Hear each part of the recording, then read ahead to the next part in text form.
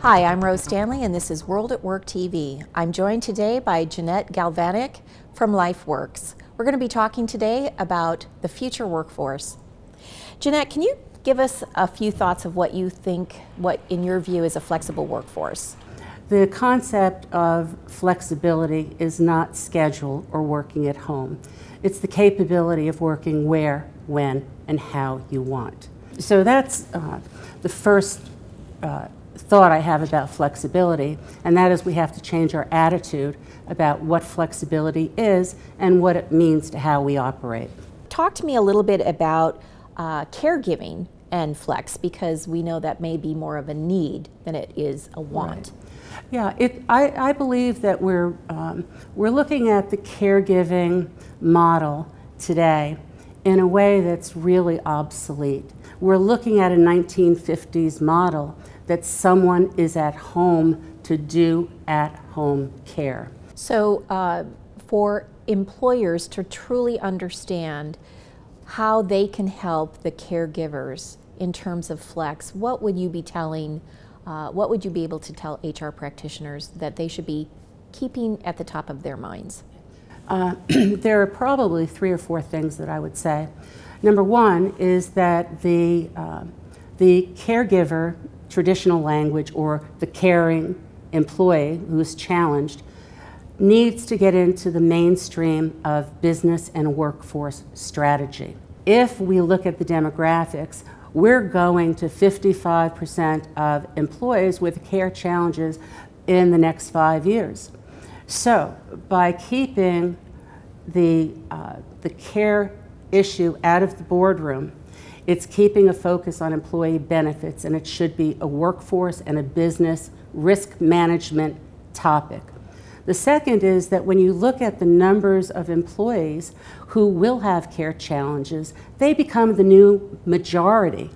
And I don't think our business leaders understand the new majority is a critical mass of employees who need support.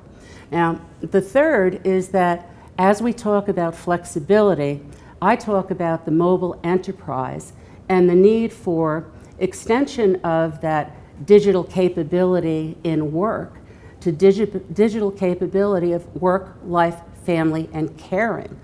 If that happens, then more people will be freed up to do remote monitoring of what's going on in the home, to be able to check to see if the in-home caregiver is doing what we need to do. If the people that we care about are ensured the safety and security that they deserve. Right now, those things are not happening for the majority of workers who will become the critical mass for corporations. The last thing is that if you take the caregiving or care-challenged employee, you add that to the millennials, large numbers, some say 60, some say 70%, who prefer to work as independents or freelancers.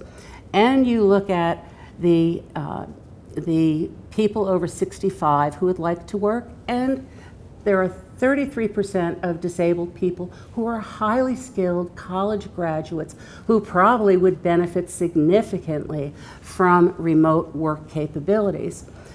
You would say, okay, if I give the remote workplace much significant prominence, I will be able to attract and retain a workforce that I need for success.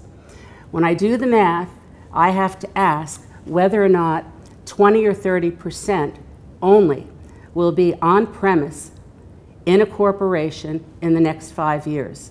Depending on how leadership decides to meet the needs of employees at any of those categories will determine whether or not they have a competitive advantage or they don't. Great thoughts, Jeanette. Thanks so much. For World at Work, I'm Rose Stanley.